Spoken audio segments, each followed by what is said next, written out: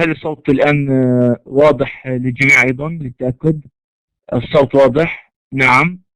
رائع. أوكي. سوف نتأكد يا شباب من الباوربوينت أو الشرائح.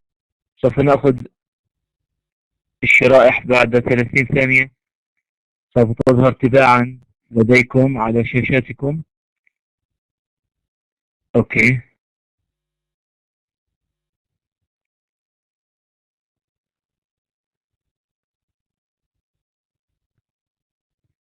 أوكي.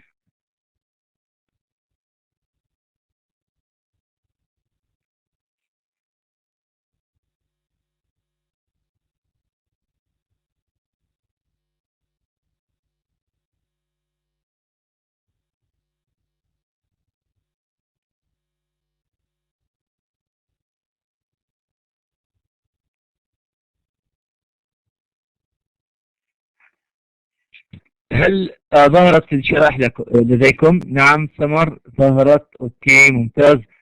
اللي هي العرض كله يعمل مؤثر فيه، لأنه نحن كما تذكرون في المحاضرة قبل السابقة أخذنا نحن الطلب الكلي، الطلب الكلي والعوامل المؤثرة في الطلب الكلي. وقلنا أنه سوف نأخذ في محاضرة اللقاء السابع العرض الكلي والعوامل المؤثرة في العرض الكلي. الآن نبدأ المحاضرة، وسوف تكون اليوم محاضرة بإذن الله خفيفة. نوال الشمري لم تظهر شرائح يا نوال؟ لا سوف تظهر يا نوال، لأنه يبدو سرعة الإنترنت لديك يتلعب دور، لكنها يا نوال سوف تظهر. نعم سوف تظهر تباعا حسب سرعة الإنترنت. أوكي. أنور شمري ظهر خلاص إجمالا ظهرت، إلا باستثناء دكتور ممكن سؤال في إمكانية تلخيص القوانين في صفحة واحدة وتكون في منتدى؟ لا أنا لا أتبع أسلوب تلخيص قوانين ووضعها في هذا الأسلوب لا أتبعه. المادة تؤخذ بأسلوب تدرس كل لقاء لوحده، وبالطريقة هذه بدك تلخص أنت لنفسك. لخص لنفسك إذا أردت، إن كانت هذه الطريقة في الدراسة تفيدك. أما يعني في نهاية المطاف المادة تدرس كل لقاء له قوانين، وكل شيء في وقته جميل. أما أن نضع القوانين هكذا وراء بعض فهذه ليست طريقة تدريس. طريقة التدريس تأتي بشكل ممنهج. أوكي عفوا أخ سعود، عفوا. طيب الآن نبدأ المحاضرة بإذن الله تعالى. سوف نأخذ العرض الكلي والعوامل بالتأكيد المؤثرة في العرض الكلي، كما أخذنا الطلب الكلي والعوامل المؤثرة فيه في المحاضرة السابقة. وبعدين التوازن العام في الاقتصاد بيتم بالتقاء العرض الكلي كما أخذنا سالفا مع العرض الكلي مع الطلب الكلي. العرض الكلي المقصود فيه ألا وهو الإنتاج الكلي في الاقتصاد، هذا هو العرض الكلي. الآن منحنى العرض الكلي يصف العلاقة أكيد التي تربط بين المستوى العام للأسعار اللي هو الكلي والناتج المحلي الإجمالي الحقيقي من السلع والخدمات. هذا منحنى العرض الكلي. بالطبع سندرس سويا منحنى العرض أكيد عند الكلاسيك اللي هو منحنى العرض على المدى الطويل، وسوف ندرس ثانيا منحنى العرض عند كنز أو عند الكنزيين، وهو منحنى العرض الكلي على المدى القصير. خلينا نبدأ في منحنى العرض الكلي الكلاسيك على المدى الطويل. أي بالطبع أنتم ذاكرين في اللقاء الحي الثاني أو الثالث، الثالث أتوقع، اللقاء الحي الثالث، أخذنا نحن المدرسة الكنزية والمدرسة الكلاسيكية، وأخذنا انتقادات المدرسة الكنزية الكلاسيكية من خلال جون ماير كينز، وكل هذا أخذناه مع بعض، وفرضيات النظرية الكنزية وفرضيات النظرية الكلاسيكية. فبالضبط فالآن بدنا نشوف منحنى العرض الكلي عند الكلاسيك، وحنتذكر مع بعض فرضيات المدرسة الكلاسيكية. وطبعا انتم عارفين انه عند الكلاسيك زي ما اخذنا انه الاقتصاد يعمل عند مستوى التوظيف الكامل للموارد، صح؟ دائما يعمل عند مستوى التوظيف الكامل. قلنا شيء تذكروه، انه من فرضيات النظريه الكلاسيكيه ان مرونه الاجور والاسعار واسعار السلع والخدمات واسعار الفائده، بمعنى ان الاقتصاد دائما وابدا يعدل نفسه بنفسه بدون تدخل الدوله، بحيث يعمل الاقتصاد دائما وابدا عند مستوى التوظيف الكامل، اي ان الاقتصاد دائما وابدا جميع العمال والآلات والجرافات والماكينات في حالة توظيف في الاقتصاد، لا يوجد تعطل في الاقتصاد للموارد. هذا هو المقصود فيه، هذه من ضمن الفرضيات. بالطبع في هذه الحالة مستوى الإنتاج بده يكون عند الأعمال الكاملة لا يعتمد على مستوى الأسعار، على اعتبار إنه الاقتصاد ينتج أقصى ما لديه عند مستوى التوظيف الكامل. هذا هو المقصود فيه. بل على عوامل عرض أخرى مثل العمل، رأس المال والتكنولوجيا.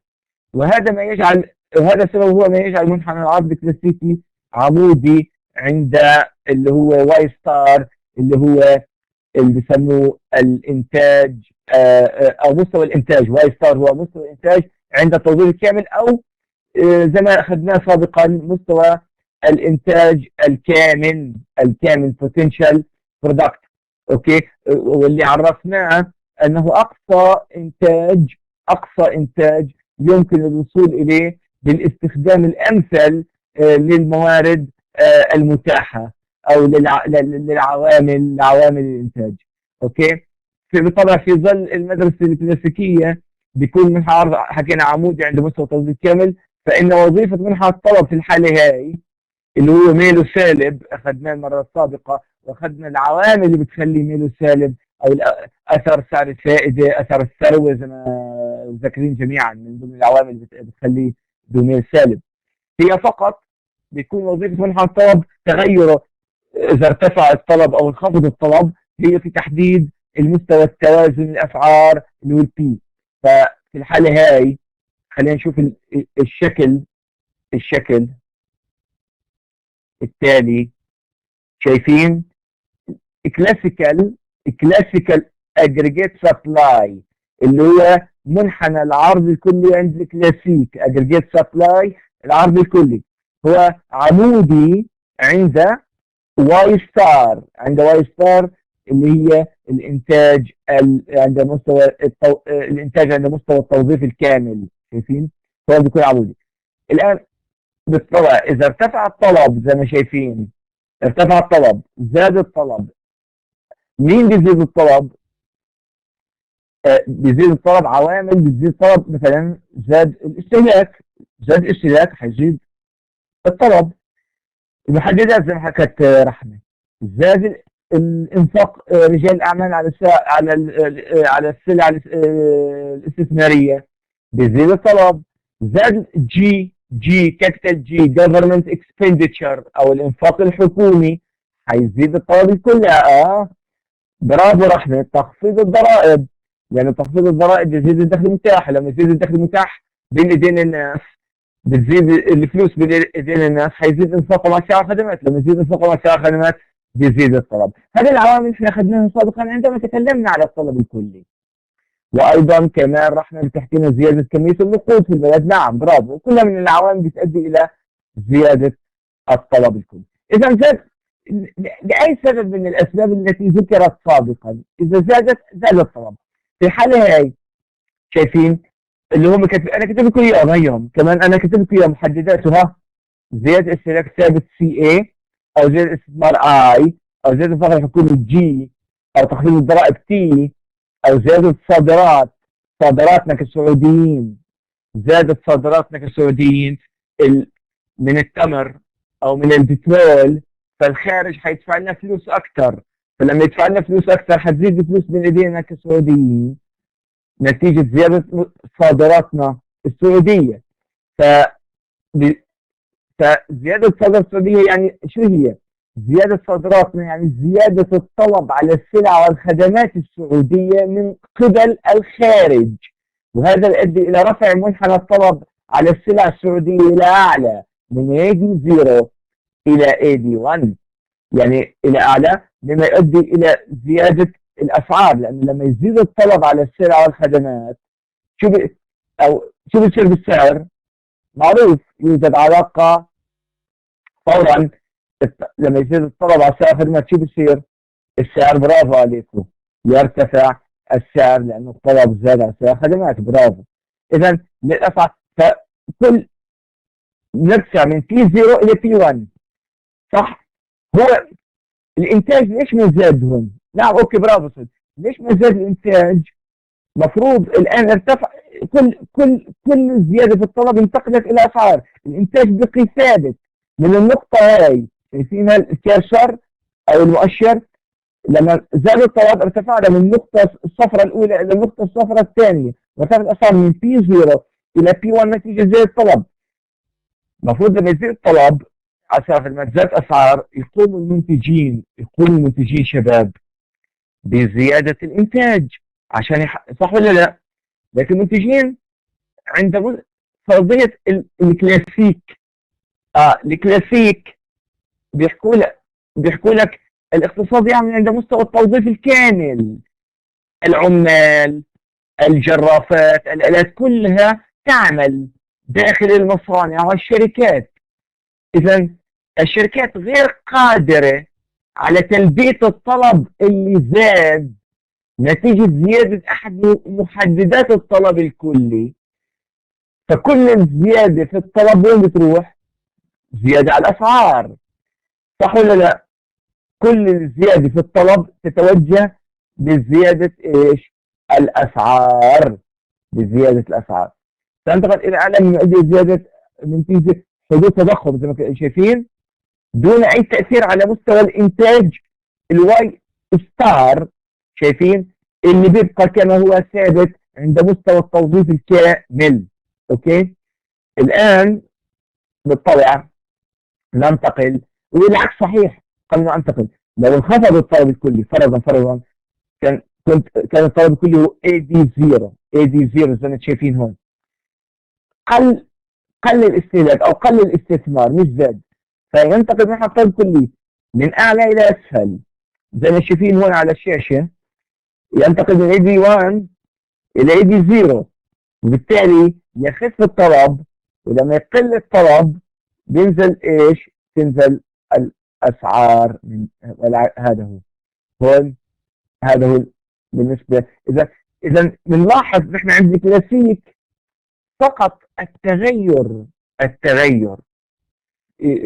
في الطلب سواء ارتفاعه او انخفاضه في ظل ان العرض الكلي او الاقتصاد يعمل عند مستوى الانتاج، عند مستوى التوظيف الكامل.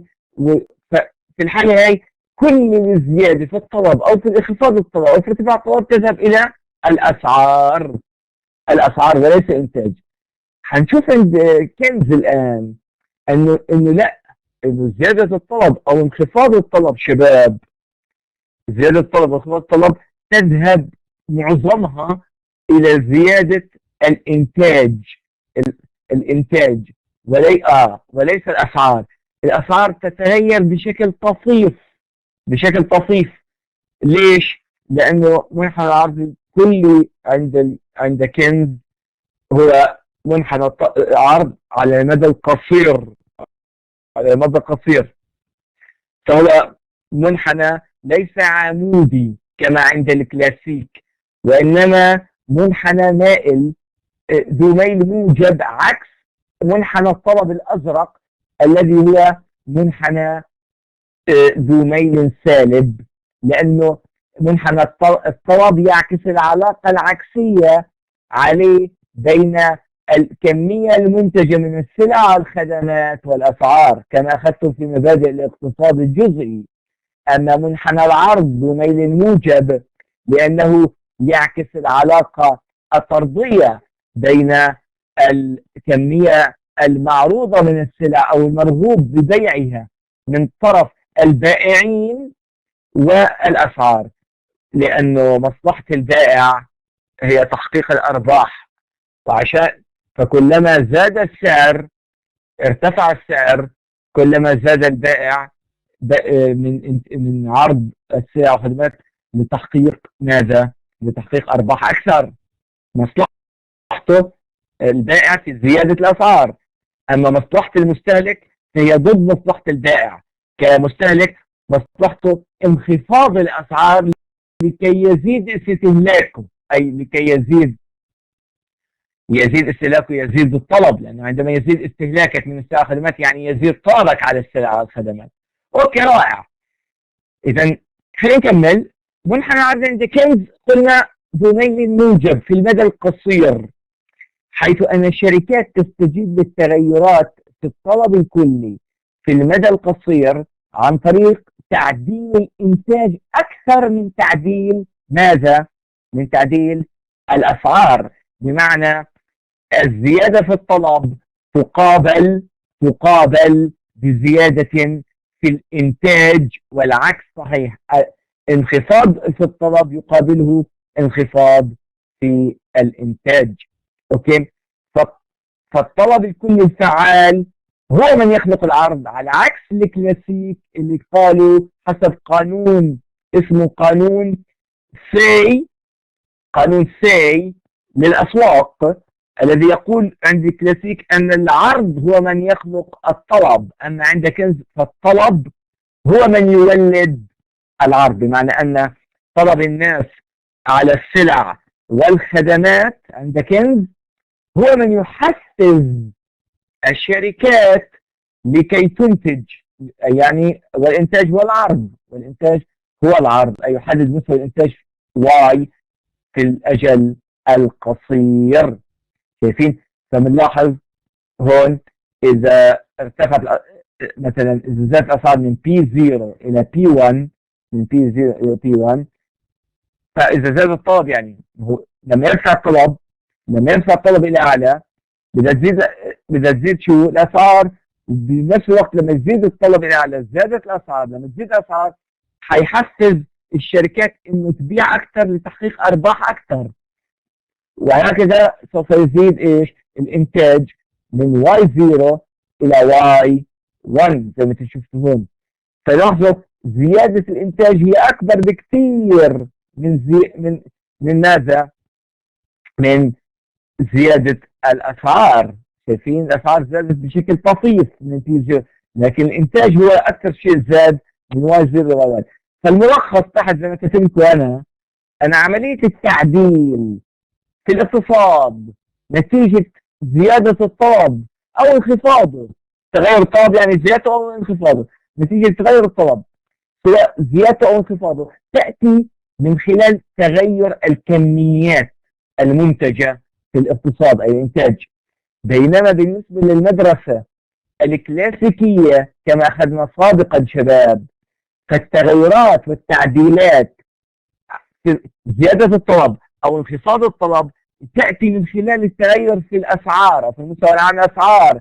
ليش؟ علل لأن الإنتاج ثابت عند الكلاسيك، حيث منحنى العرض عند الكلاسيك نرجع لسلايد نمبر 2، حيث منحنى العرض عند الكلاسيك عمودي، أي أن الاقتصاد يعمل عند مستوى إنتاج كامل، أي أن الاقتصاد غير قادر على ماذا؟ على التلبية الطلب المتزايد من خلال زيادة الإنتاج، لأنه جميع عناصر الإنتاج تم توظيفها في العملية الإنتاجية، فكله بروح بتوجه على السعر. شايفين شباب؟ هل مفهوم حتى الآن ولا في حدا عنده أي سؤال؟ اللي عنده أي سؤال يا ريت يسأل. إذا أي واحد عنده سؤال يتفضل يسأل. طيب ننتقل شباب إلى السلايد الرابع. نحن عندنا اليوم فقط 6 سلايدات مع سلايد للشرح تابع للشريحة رقم 4 بنشوف مع بعض. اليوم المحاضرة إن شاء الله غير قصيرة، بس المهم نأخذ وقتنا ونفهم. أهم شيء نفهم، لأن الاقتصاد يحتاج إلى الفهم. أهم شيء تفهمه. الآن في ملحوظتين مهمتين بخصوص اللي حكيته سابقا. أنا مين هذا اللي بيحكي؟ وهيب؟ الشرائح مش ظاهرة عندي، الشرائح ظاهرة عند الجميع. حاول تخرج وتدخل مرة أخرى يا وهيب، بلكي ظهرت عندك. حاول تخرج والشرائح. تو دخلت. تو دخلت يا وهيب، انتظر 30 ثانية وممكن تظهر عندك بعد 30 ثانية.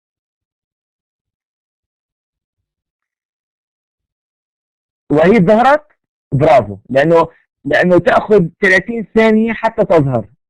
أوكي، برافو. الآن نكمل ملحوظتان مهمتين على الكلام اللي حكيناه. هلا التوازن في النموذج الكنزي. هلا بس قبل نحكي التوازن، هلا التوازن في عند الكلاسيك انتم بتعرفوا دائما وابدا بيكون عند مستوى التوظيف الكامل دائما وابدا، ما فيش الا حاله واحده. والاقتصاد كما اخذنا في اللقاء الحي الثالث، اذا صار خلل كان الطلب اكبر من العرض، فان زي ما درسنا وشرحت لكم في المحاضره في اللقاء رقم 3، فان الاقتصاد نتيجة مرونة الأسعار يقوم بتعديل نفسه، فورا يقوم بتعديل نفسه، ونعود إلى مستوى التوظيف الكامل ومستوى التوازن عند مستوى التوظيف الكامل. هذا بالنسبة للكلاسيك. الآن عند كنز أو عند كنزيين ليس بالضرورة أن يتوازن الاقتصاد عند مستوى التوظيف الكامل. فعند كنز يمكن للاقتصاد أن يتوازن في نقطة أعلى من مستوى التوظيف الكامل، فيكون لديه ما يسمى فجوة الطلب التوسعية، أو يمكن للاقتصاد أن يتوازن تحت مستوى التوظيف الكامل، ويظهر عندي ما يسمى فجوة الطلب الانكماشية شباب. أوكي، الآن طبعا حشرح لكم إياها من خلال شريحة تابع شرح شريحة تابعة. فزي ما انتم شايفين هلا هون في عندي فجوة الطلب التوسعية وعندي فجوة الطلب تحت. أنا كتب لك هيو، وقد يعمل الاقتصاد يتوازن عند مستوى أقل من مستوى التوظيف الكامل. شايف هون عندك مستوى هل المؤشر، أنا بلعب بالمؤشر، هل هو واضح ظاهر عندكم المؤشر؟ لأنه مهم. هل ظاهر مؤشر عندكم؟ كيف لا مؤشر، لا. هذا مؤشر، ما يظهر مؤشر.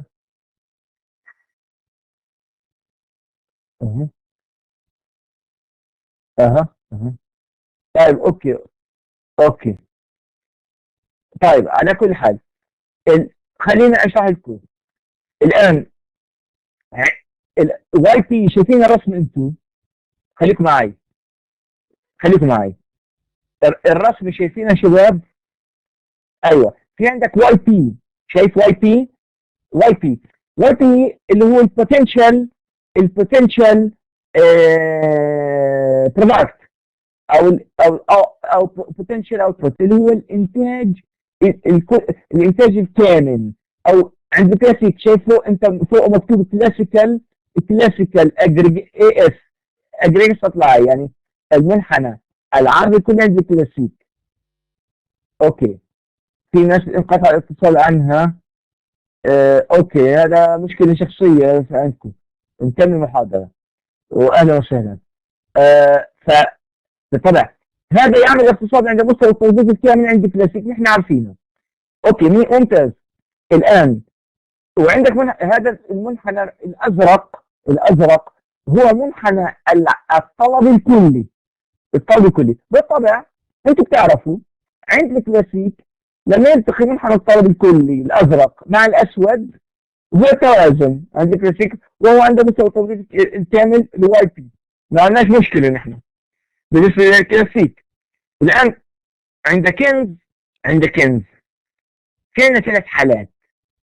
إما يعمل اقتصاد عند مستوى التوظيف الكامل، ويمكن أن يتوازن الاقتصاد عند مستوى أعلى من مستوى التوظيف الكامل اللي هو واي زيرو. شايفين واي زيرو اللي فوق واي بي بعدها بتيجي، شفتوها؟ واي 0. فيمكن ايضا برافو. فيمكن ان يعمل عند مستوى التوظيف مستوى اعلى من مستوى التوظيف الكامل. هون شايفين؟ فيتوازن الاقتصاد عند نقطة اعلى من مستوى التوظيف الكامل. ليش؟ خلينا اروح اشرح لكم هون.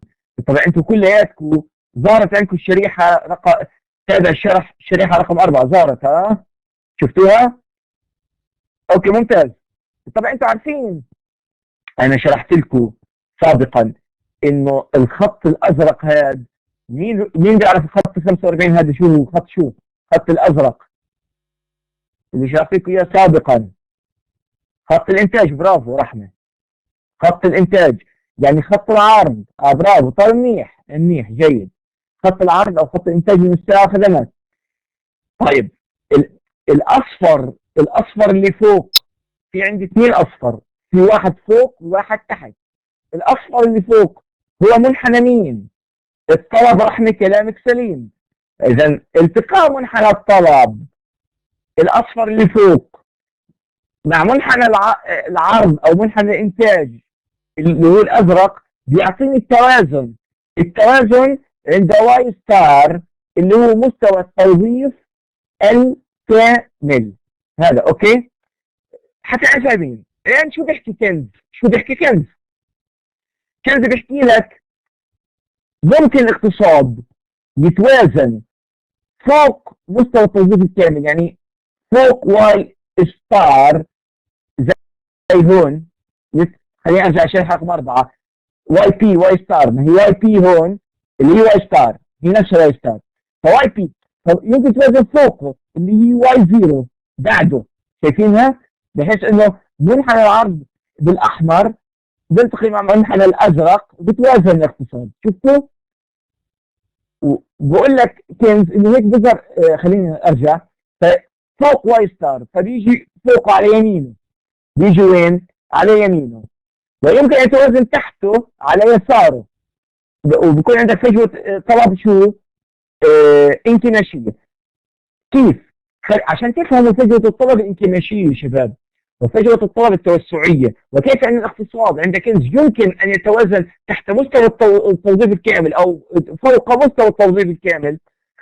خليني نعطيكم او المثال التالي او الشرح التالي.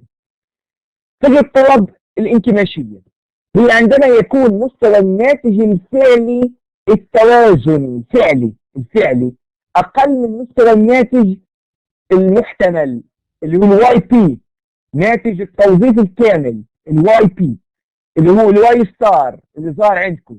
لما يعني وجود بطالة إجبارية في الاقتصاد، حيث ينخفض يا شباب مستوى الإنتاج والعمالة بسبب انخفاض الطلب الكلي الفعال اللي هو الخط الأصفر اللي هو الأجريجيت ديماند. الخط الأصفر الطلب الكلي الأجريجيت ديماند ينخفض من الخط الأعلى إلى الخط الأسفل. لما ينخفض من الخط الأعلى إلى الخط الأصفر الأسفل فهو بصير الطلب الكلي فعال ينخفض. فشو وين بتصير التوازن؟ خليكم طلع معي. التوازن وين بصير؟ بدل ما يصير عند النقطة الصفراء بصير تحت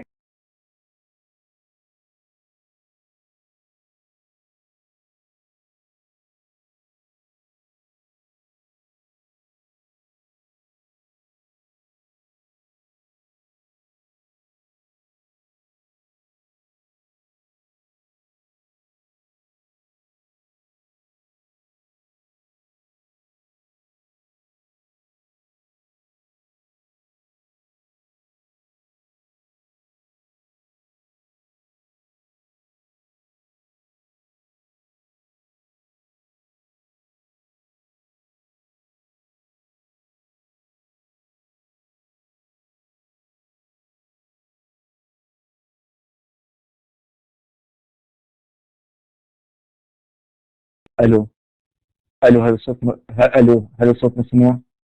الو الو اوكي. طب ممتاز. اوكي. يبدو صار قطع في الاتصال ردنا. طيب إذا خليني أكمل شرح وأكمل تحليل شباب. هل أنتم متابعين معي؟ لأن هذا مهم، خلينا نتابع مع بعض. إذا فقلنا قلنا أن الاقتصاد يتوازن شباب عندما يلتقي منحنى. أنا أول مرة أدخل عندك عايشة غانم، أهلا وسهلا فيك أخت عايشة غانم، نرحب بالأخت عايشة غانم، أهلا وسهلا، ونتمنى لك النجاح والتوفيق بإذن الله تعالى. أوكي، تستطيع تحضر محاضرات اللقاءات الحية.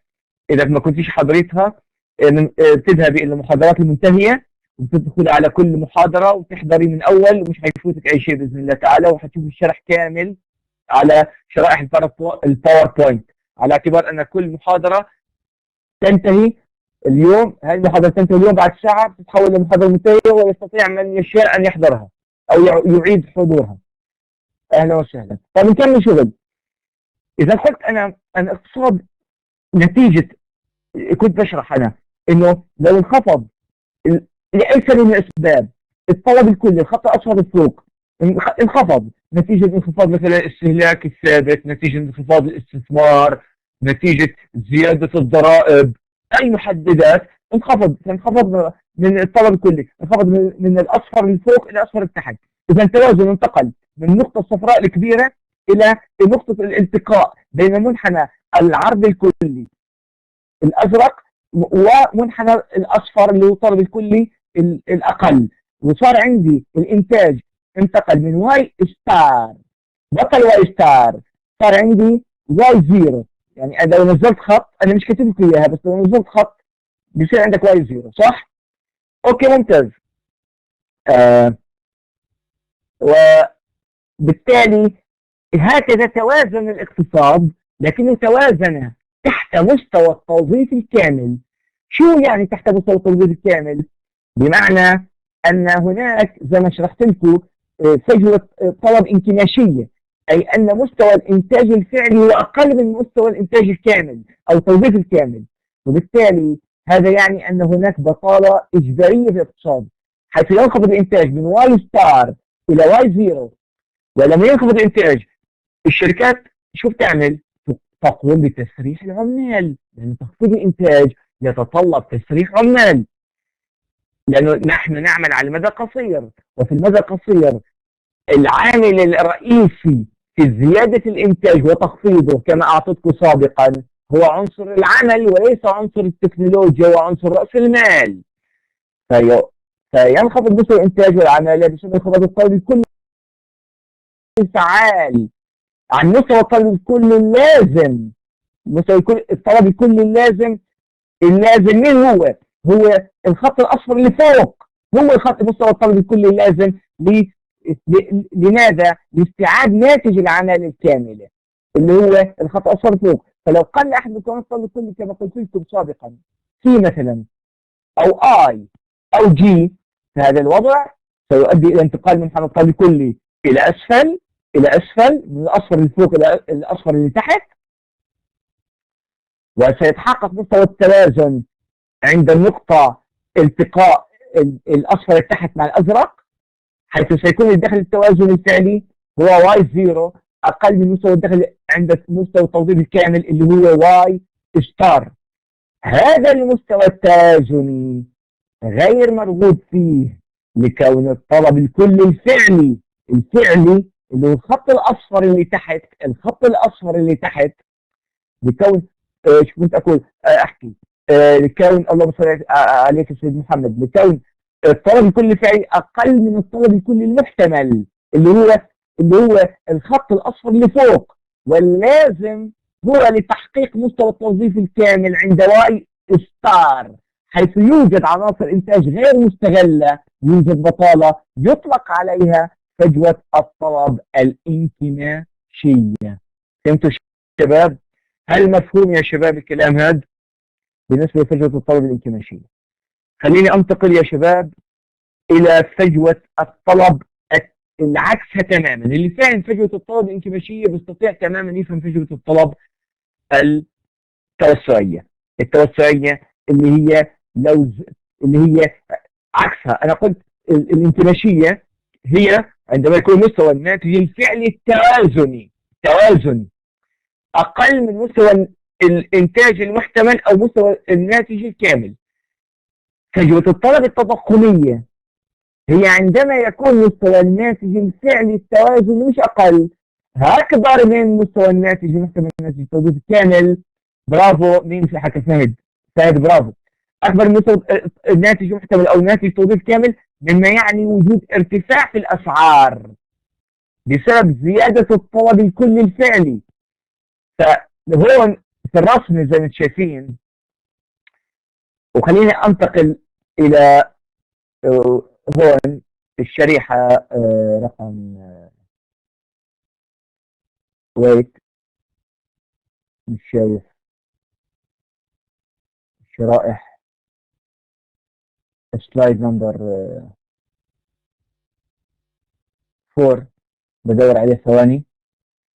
هون يعني شايفين، فهون بالحالة هاي y0 شايفين y0 هون الاقتصاد يعمل عند مستوى اعلى من مستوى التوظيف الكامل اللي هو الواي بي زي ما شايفين اعلى. شايفين؟ فبالتاكيد في الحاله هاي خلينا ارجع مره اخرى. wait just هون فلاحظوا هون انا عندي الخط الاعلى اللي فوق اللي عندي نقطه. شو بصير اذا زاد لاي سبب من الاسباب؟ زاد الطلب الكلي، زاد الاستهلاك الثابت، زاد الاستثمار، زادت الانفاق الحكومي، لاي سبب زاد الطلب. لما يزيد الطلب الخط اللي فوق حينتقل الى اعلى، مش الى اسفل، مش الى اسفل. هو حيعمل شيفت ازاحه الى اعلى. ولما يعمل ازاحه الى اعلى وين حيجي؟ حيصير نقطة التوازن فوق الصفرة هاي، فوق، بحيث انه يصير نقطة التوازن الجديدة. خليني افتح مرة ثانية على شريحة رقم 4 فوق، مش واي بي او واي ستار، بدها تصير واي 0 فوق. ايوه برافو، عشان تبقوا معي. خليني اشرح هون. let me go return back. فبدها تصير فوق، فلما تصير فوق شو هذا؟ اعلى. برافو.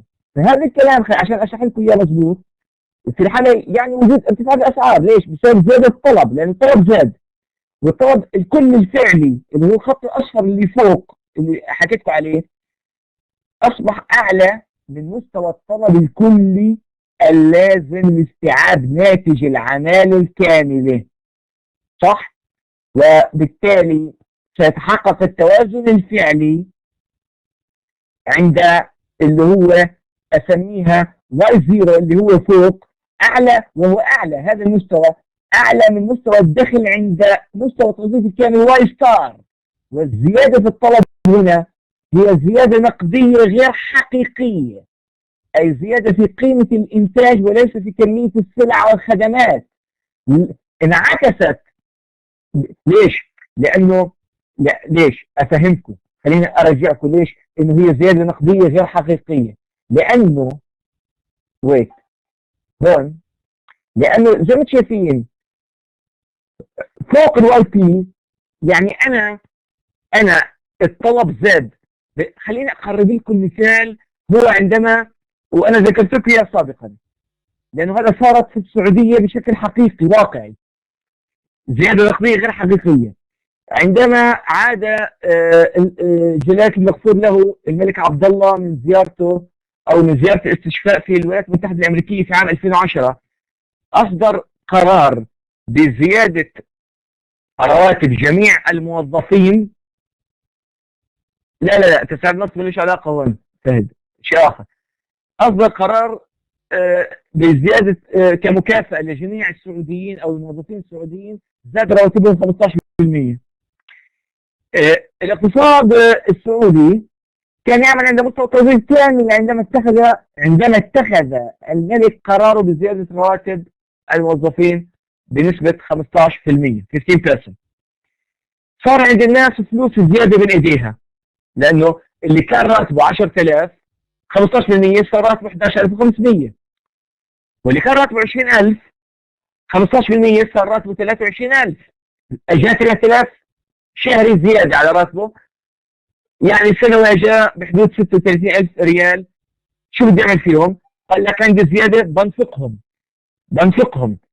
فصار انفاق زياده، الانفاق الزياده هو الطلب الزياده. ارتفع منحنى الطلب الى اعلى. لما ارتفع منحنى الطلب الى اعلى صار التوازن عند مستوى اعلى من مستوى التوظيف الكامل.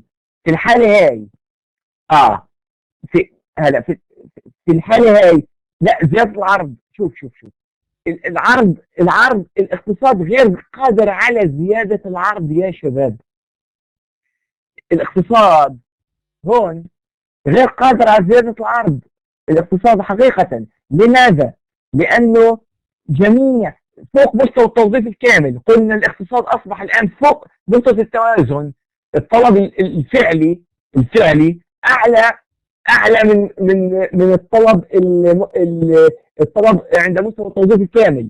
فانا الاقتصاد كل العمال يعملون، كل الجرافات تعمل. فلما اجى زياده الطلب كله انتقل لوين؟ للاسعار.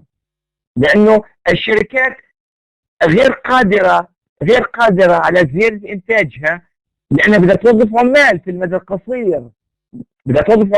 والعمال كلهم موظفين توظيف كامل. اذا كل زياده في في في الطلب وين راحت شباب؟ مين يعرف؟ راحت على الاسعار. انتقلت الى اسعار حقيقه. انتقلت لوين؟ الى زياده الاسعار. برافو. ف 100%. فهون انا ارجع على تابع شريحه. ففوق الواي ستار فجوه. يعني الفرق اصبح عندي بين الازرق والاصفر هو الفجوه. هاي فجوه طلب توسعيه او فجوه طلب تضخميه. ليش تضخميه؟ لانه كل الطلب للزياده التي للاسف الشديد الشركات لم تستطع تلبيته زادت الاسعار. لانه الاقتصاد يعمل فوق مستوى التوظيف الكامل وغير قدري. وهذا بده وقت عبال ما يعود الاقتصاد الى ماذا؟ الى نقطة التوازن. لا مش ركود. مين حكى ركود تضخمي؟ ما كانش في ركود تضخمي. لا مش ركود. الاقتصاد ليس في مرحلة ركود. لم يكن الاقتصاد ضاري في مرحلة ركود. لا مش مرحلة ركود نهائيا. تضخم، فقط تضخم. التحليل كان تضخم عندك في الاقتصاد. كان عندك تضخم في الاقتصاد السعودي كان فيه تضخم، نعم، وليس ركود. لن يكون الاقتصاد السعودي يعاني ابدا من ركود. لم يكن الاقتصاد السعودي يعاني ابدا من ركود. ارتفاع الاسعار والخفض، نعم، هو يعتبر ركود تضخمي، بس لم ينخفض الانتاج لم ينخفض الانتاج. يعني الانتاج بقي ثابتا. الشركات حاولت تزيد. ما هو شوف ما هي الشركات بدها تحاول تزيد الانتاج. شو اللي بده يصير؟ ليش الاسعار ترتفع؟ الشركات بدها تزيد الانتاج. عشان تزيد الانتاج بمدى قصير سوف تتنافس الشركات على العمال الذين يعملون. ما هو ما حد توظيف كامل. في الحالة هي بدها ترفع اجورهم عشان تغري العمال في الشركات الاخرى يجوا عندك. عشان تزيد انت انتاجك بدك تزيد الاجور. لما تزيد الاجور او تعمل اوفر تايم. واوفر تايم هو زياده الاجور. وفي الاوفر تايم شو هو؟ بدك تقول للعمال اللي عندك اشتغل 4-5 ساعات زياده وانا بزيد راتبك، بزيد اجرك، يعني بعطيك اجر اعلى. طب منيح. زياده الاجور تكلفه على الشركه، صح ولا غلطان؟ تكلفه ولا لا؟ تكلفه. اذا زياده الاجور تكلفه. لما تزيد تكلفه السلعه المنتج يحملها او البائع يحملها على مين؟ يحملها على السعر الذي يدفعه المستهلك النهائي. فترتفع الاسعار. فترتفع ماذا؟ فترتفع الاسعار. برافو، ممتاز. اوكي ممتاز. اذا هل فهمتوا التحليل هون يا شباب؟ هل فهمتوا فجوة الطلب التوسعية وفجوة الطلب الانكماشية؟ هل اصبحت واضحة لكم؟ اوكي، فلاحظوا انا تحت اخر شيء تحت قلت لكم فقط في الاجل الطويل، وليس القصير، يعمل الاقتصاد عند مستوى التوظيف الكامل حيث تتعدل الاسعار. ليش تتعدل الاسعار؟ لأن في المدى الطويل تستطيع الشركات تكون كتالي استوردت عمالة أجنبية زيادة، لأن أنا توظيف كامل بدي أزيد، فأنا بدي عمالة، وتستطيع الشركات تشتري آلات جديدة أو تزيد خط إنتاج جديد. تستطيع الإنتاج تحسن في العملية الإنتاجية من خلال التكنولوجيا، هذا على المدى الطويل. فبالتالي تتعدى أسعاره ويعود الاقتصاد خليني أرجع شريحة. فأنا كان الاقتصاد مثلا توجد طلب انكماشية تحت المنحنى الأصفر اللي تحت هون، فهون يتعدى الاقتصاد، شايف علي؟ يتعدى الاقتصاد تحت ونعود مرة أخرى إلى النقطة الصفراء اللي فوق. هذا المقصود فيه. أو إذا كان فوق، إذا كان توجد طلب توسعية، يتعدى الاقتصاد ويعود إلى النقطة الصفراء. فهمت علي؟ هذا في المدى الطويل. يعني حتى عند كنز في المدى الطويل شباب، حتى عند كنز في المدى الطويل، في المدى الطويل يصبح الاقتصاد تماما مثل الكلاسيك، يعمل كانه عمود عند مستوى التوظيف الكامل، فيعود الاقتصاد في المدى الطويل تماما كما هو الوضع عند الكلاسيك، لانه يستطيع الاقتصاد ان يعدل نفسه في المدى الطويل. طيب، اخر شريحتين عشان نحكي لكم، يعطيكم العافيه بالنسبه لليوم، اللي هو صدمات العرض، اللي هو اثر التغير في العرض الكلي او في منحنى العرض الكلي على التوازن مع ثبات الطلب الكلي. بس كيف يجي السؤال عليها؟ بيجي السؤال يعني اما زي ما علمناكم من شوي، انت حضرتي هيفاء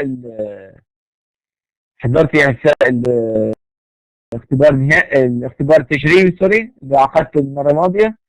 زي هيك بده يجيك اسئله زي هيك في الاختبار، شغله بسيطه.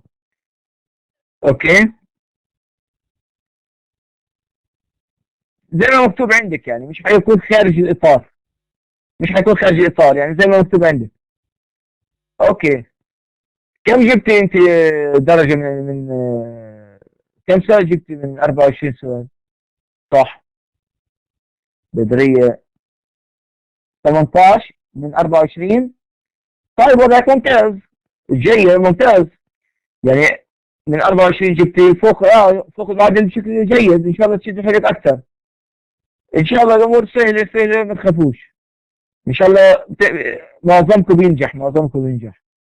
اذا درستوا. اما اذا الواحد ما درس، هذا اتوقع له انه يرصد. اذا ما درس، بدك تدرس وتحضر محاضرات لقاءات حيه وتتابع. اوكي، طيب، الان نكمل شغل يا شباب. في عندي صدمتين.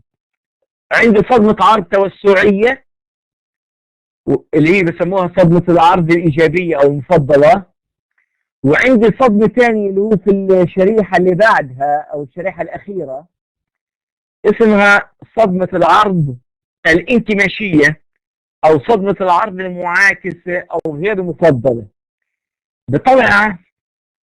بالطبع اللي بيفهم الاولى عكسها تماما الثانيه. فنعود للاولى اللي هي صدمه العرض التوسعيه او الايجابيه او المفضله. بالطبع تؤدي صدمه العرض التوسعيه نتيجه مين؟ هي صدمه العرض التوسعيه كيف بتصير؟ زي تماما الطلب متى بيزيد الطلب؟ اذا زاد الاستهلاك، او اذا زاد الاستثمار، او اذا زاد الانفاق الحكومي او اذا زاد في الصادرات. لا، غلط، اقتصاد الاسعار ملوش علاقه يا رحمه، ملوش علاقه. هذا الطلب الكلي، محددات الطلب الكلي. اما العرض برضه له محددات شباب تماما مثل الطلب. محدداته هي اما انخفاض بلاش اقتصاد، خلينا نحكي محددات وياه. اسعار مدخلات الانتاج.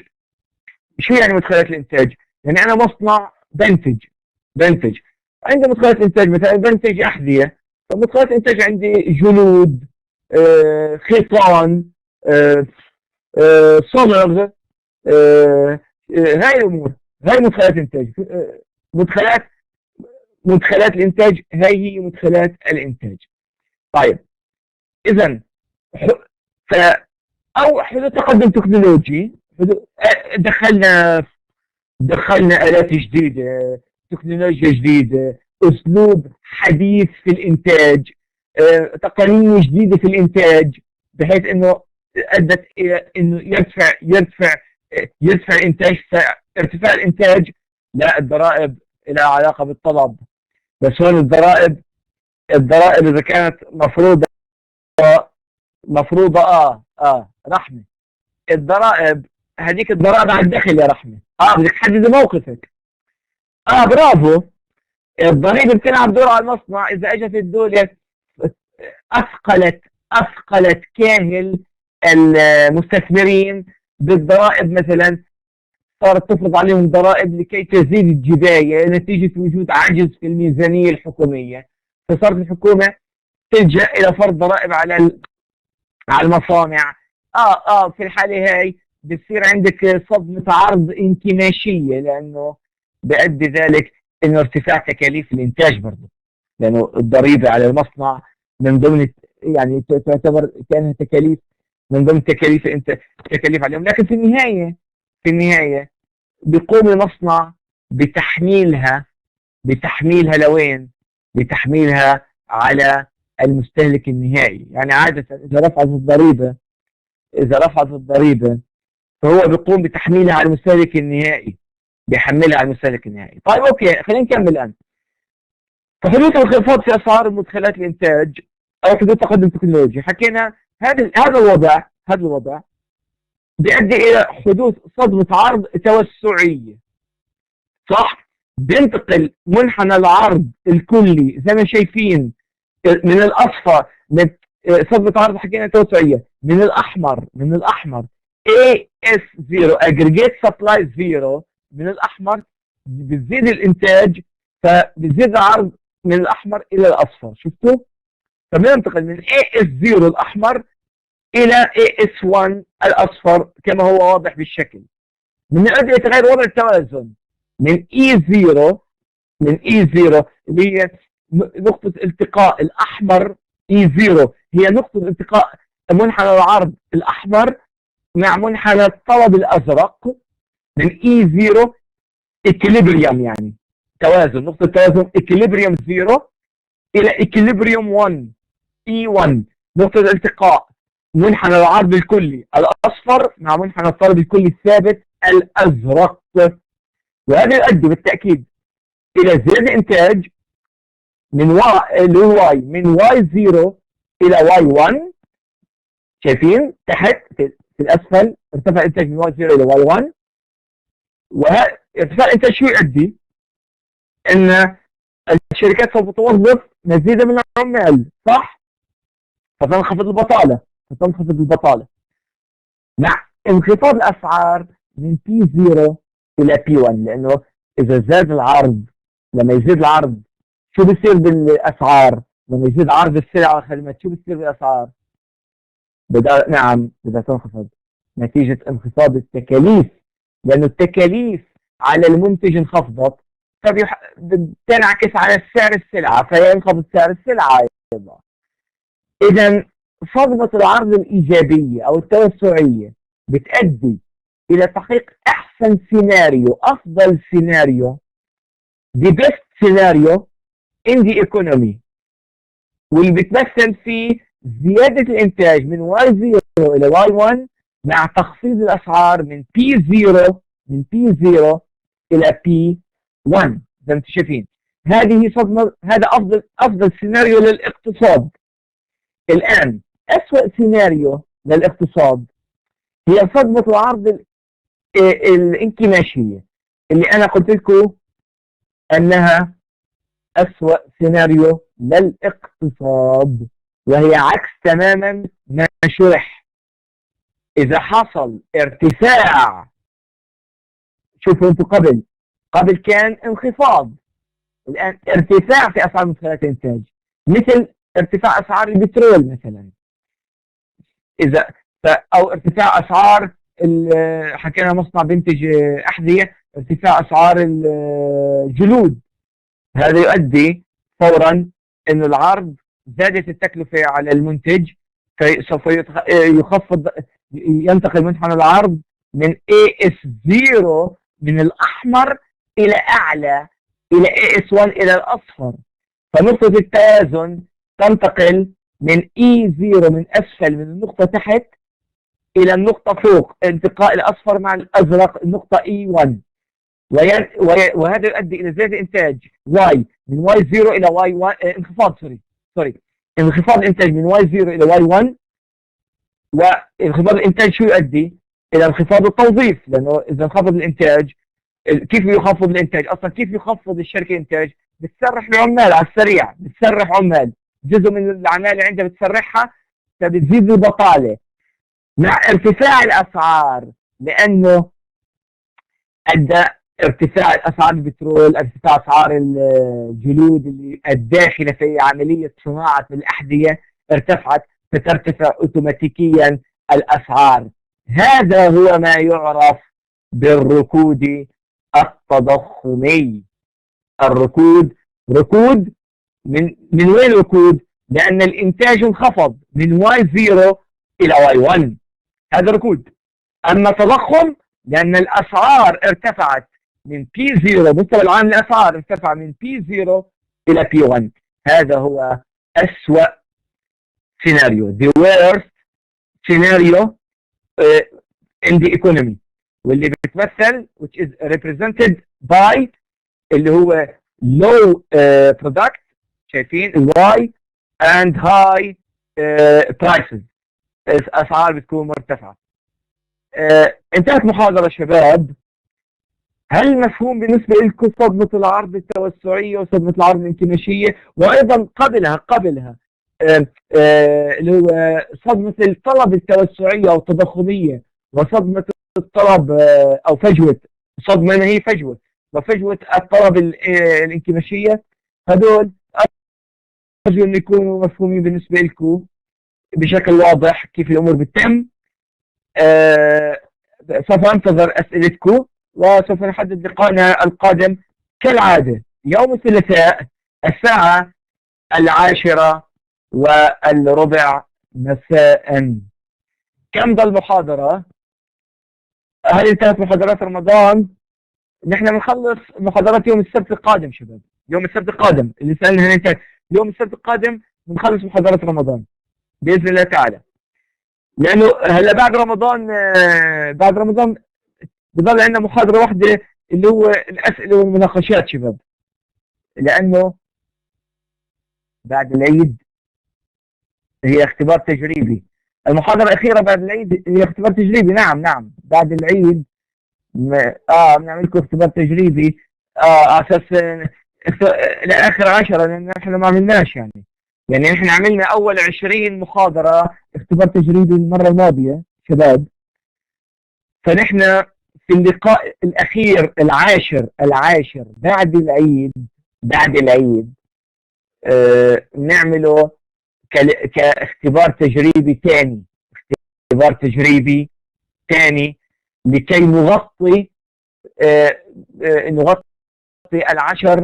العشر محاضرات، اللي هو من المحاضرة 20 إلى المحاضرة 30. فهمتوا؟ دسمة، بس أنا صحيح نعم دسمة.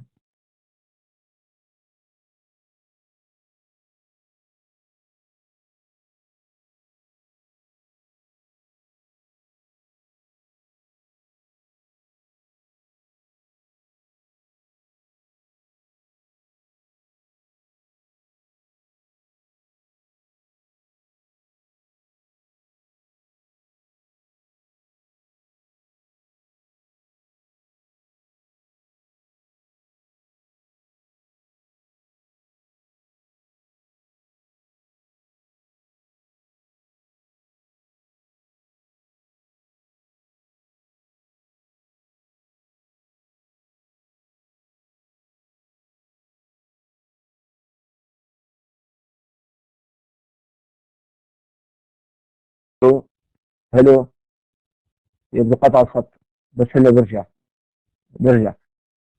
طيب اوكي. آه ف اوكي، شو كنا نحكي نحن؟ لقاء فنحن لقائنا عندنا لقاء الثلاثاء، للقاء الحي الثامن، وعندي لقاء لكي أختم لكم المادة حيكون بإذن الله تعالى يوم السبت القادم، وبعدها ترتاحوا، واللي بده يروح مثلا ياخذ إجازة أو يروح مثلا على مكة، على الحرم، يقضي آخر 10 أيام بيستطيع يروح بأريحية، أو يروح عمرة. نعم. فيتقبل الله طاعاتكم جميعا، ونحن نلتقي. أنا بحدد لكم موعد، أنا بشوف كيف الموعد المناسب إلي ولكم عشان أعد لكم الاختبار التجريبي الأخير في اللقاء الحي هذا، ونناقش مع بعض الأسئلة زي ما عملنا في الاختبار التجريبي، حلينا مع بعض وناقشنا الأمور مع بعض، نفس العملية. هيك تدخل الاختبار إن شاء الله أموركم بتكون ممتازة. فهمتوا؟ آه طب ممتاز. في أسئلة أخرى لم أجب عليها، إذا لم أجب عليها أعيدوها، لأنه يتحرك بشكل سريع. آه طيب. نبي. أوكي. أوكي. أها. الله يعافيكم. شكرا دعواتكم. شكرا لدعواتكم الكريمة. شكرا. طيب. أوكي. كل هذا جاوبنا عليه. اللقاء بعد العيد الساعة كم؟ يعني اللقاء بعد العيد بيكون بحدود الساعة 4:15 5 عصريات يعني. الثلاثاء في محاضرة. نعم. الثلاثاء في محاضرة. آه نزلت لكم شرائح أول بأول، بنزل شرائح، ما هي أول بأول الشرائح كلها موجودة في منتدى الأسئلة والمناقشات. منتدى الأسئلة والمناقشات، من يدخل عليه سوف يجد جميع الشرائح. ما قلنا يا سمر المحاضرة يوم الثلاثاء القادم، بنفس التوقيت. ها بنفس التوقيت يا أوكي. من الثلاثاء. أوكي. وعندنا محاضرة، وآخر محاضرة ستكون يوم السبت القادم عشان أختم لكم المادة، وبعدها بترككم تدرسوا على اللقاء من 20 اللي هو تبع محاضرة اليوم، حتى نهاية المادة لقاء الحي السابع، واللقاء الحي الثامن، واللقاء الحي التاسع، وبعمل لكم في اللقاءات الحي الثلاث هذول اختبار برضه، عشان نحن ما غطيناهوش في الاختبار السابق، غطينا اشياء اخرى. يعني العيد، يعني بعد العيد بنحدد، بتلاقوا رسالة، بتصلكم رسالة جميعا متى موعدنا، حتصلكم رسالة على جوالاتكم، ببعث لكم رسالة على الجوال كالعادة، مش كل ما اعمل لكم لقاء حي بوصلكم رسالة أي موعد، بوصلكم رسالة كالعادة، ما فيش عندك مشكلة. أوكي. أوكي. طيب أوكي ممتاز. ما أوكي طيب. هل في أوكي. ماشي. لا، لا يوجد رسائل. كيف لا يوجد رسائل؟ ببعث لكم أنا عن طريق المنتدى، عن طريق المنتدى ببعث لكم. طب كيف عرفتوا المحاضرة في اليوم أنتم؟ ما في منتدى، في المنتدى العام. أنا عندي في المنتدى، عندي فتح لكم قسمين، قسم اسمه منتدى الأسئلة والمناقشات، وقسم اسمه المنتدى العام يا شباب. أنا بعمل إعلان، لما يطلع إعلان مفروض يظهر عندك رسالة، ولا بيجيكاش رسالة؟ مش فاهم أنا. هلا في المنتدى بعمل إعلان، أنا في المنتدى مفروض إذا كنت أنت رابط على جهازك بجوز لازم يعطيك. على كل حال تابع المنتدى العام، تابع واجبك كطالب، انت تتابع المنتدى العام وتشوف اخر الاعلانات اللي بتتم، يعني يوم بعد يوم تابع. اوكي. اوكي. لو تشيكوا حتلاقوني انا في كل مره بعطيكم بعطيكم مثلا موعد اللقاء، وانا اليوم حكيت لكم وحذكركم فيه، انه لقائنا الحي الثامن حيكون يوم الثلاثاء الساعة كذا كذا. هذا كله بكتب لكم اياه مكتوب. اوكي. طيب يا شباب. طيب الان ما بقيش اي سؤال، كل هذا اسئلة تنظيمية، الامور واضحة وبسيطة. طيب، انا كنت سعيد جدا بالالتقاء فيكم اليوم، وارجو انكم تكونوا استفدتوا في هذا اللقاء الحي السابع، مع تمنياتي لكم جميعا بسهرة رمضانية مع العائلة الكريمة ورائعة، وإلى اللقاء في يوم الثلاثاء القادم الساعة 10:15 بإذن الله تعالى يا شباب. في أمان الله جميعا، في أمان الله، في أمان الله. مع السلامة. مع السلامة.